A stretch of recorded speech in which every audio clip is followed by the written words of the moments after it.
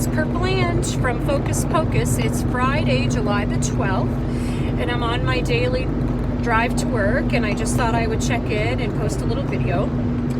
And today I just wanted to talk about, like, what actually is ADHD?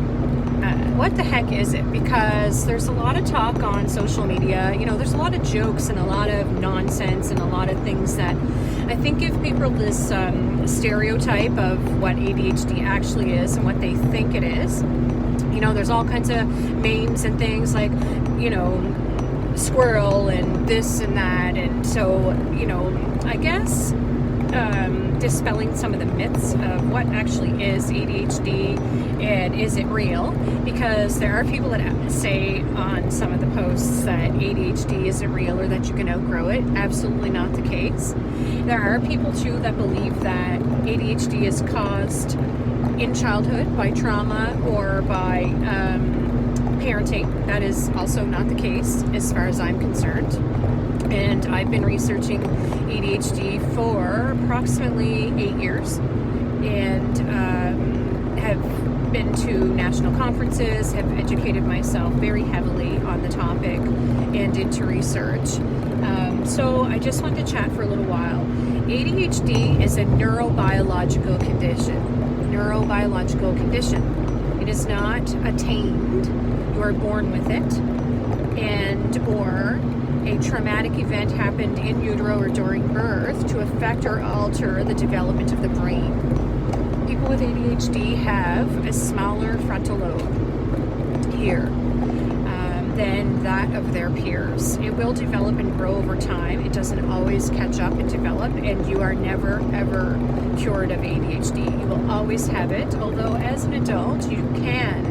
And some people do adapt tools to manage their symptoms so that you can't actually see some of the symptoms that affect daily living. So the majority of people are born with ADHD. It is hereditary. One of the two parents will have it. It is directly hereditary. They're not sure of the cause of ADHD or why it occurs, but it is hereditary. It is seen in many generations of families. So that is certainly the case for my ADHDers, and it is absolutely inherited for Noah from his dad. It is absolutely inherited for Nathan from one of his parents. It's absolutely inherited from one of his grandparents, and it is seen on one side of the family in Nathan's family. So I'm not really sure why that's the case. I have some theories and I have some ideas that are just theories, and it's just me, you know, thinking about where we see it and the lines we see it and the location and those kinds of things, but nobody actually knows for sure. It's ADHD symptoms have been reported since 1798. It's actually documented. So for over 200 years, ADHD has actually been documented as a brain condition that has been seen in people. So that's pretty fascinating. It's not something new. People do talk about that regularly too. You know, all of a sudden all these kids have ADHD. All of a sudden all these kids and parents just want to medicate their kids. That is not the case. There are not parents who say, I want to medicate my kids.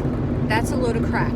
No parent wants their child not to succeed. No parent wants their child not to be able to perform in school. No child in particular wants to actually show poor performance and not be able to do what their friends can do. It's all a load of crap. If kids can do well, they will.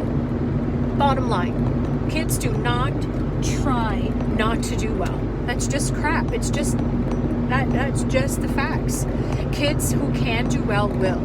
And so the way that I approach it, and it's taken me years, you know, I have this saying, and it's my philosophy, my personal philosophy, that the only thing a child ever really wants is a twinkle in your eye when he enters the room, right?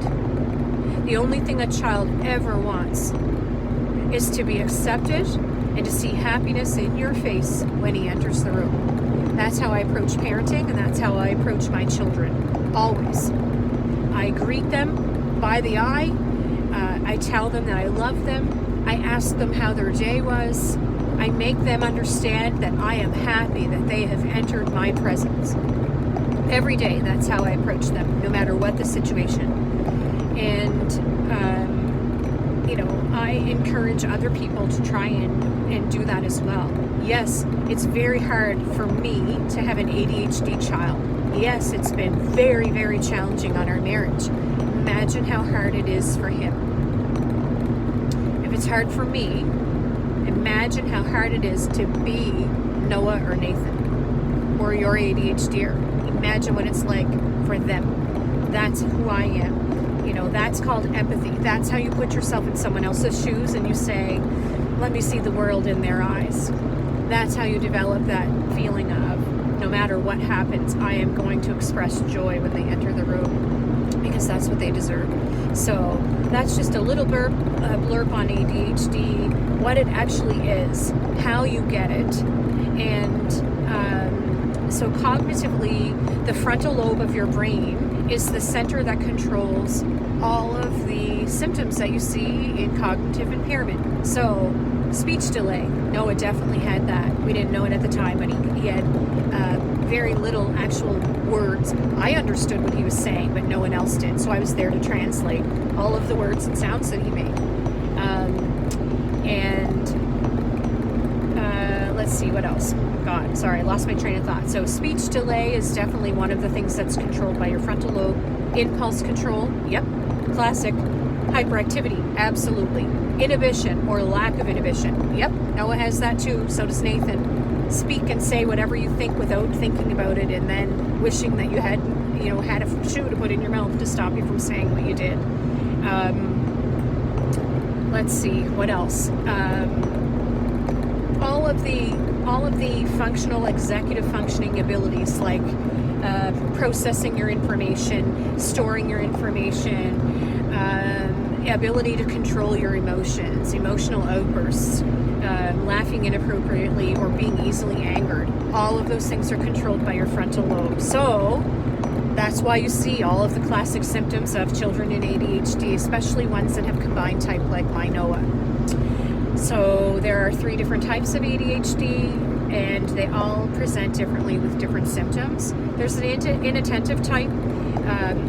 Inattentive ADHD is the child that kind of floats under the radar, doesn't have the hyperactivity and the impulse control problems, so never really gets seen. Isn't the child that acts out in class, doesn't really get picked up by the teacher, maybe floats by. If they're, if they have learning disabilities or not, that would help to stand out a little bit if they had learning disabilities, but if they don't, they can fly under the radar, kind of copacetic, maybe get a 50 or 60 all the time. They actually have a brain disorder and they actually need supports that will come out as they get older.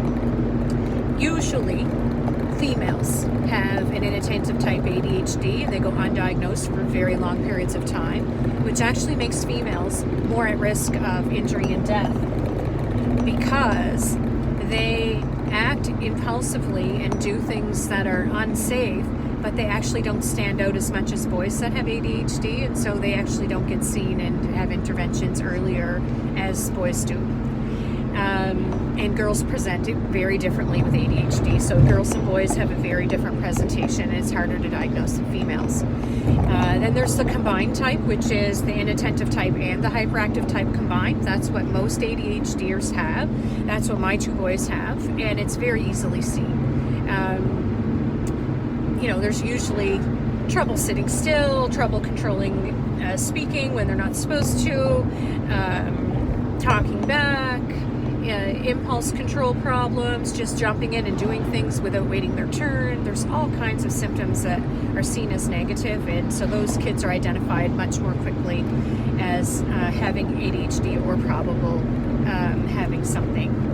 And then there's the hyperactive type. That is extremely rare to just have full-on hyperactive ADHD with no other combination of symptoms, and those kids are just very quick impulse control, very hyperactive, can't sit still, constantly moving, constantly talking, can't focus, can't do anything, and that's a very rare type of ADHD. And I actually personally have never met anybody yet that has just hyperactive diagnosis of ADHD.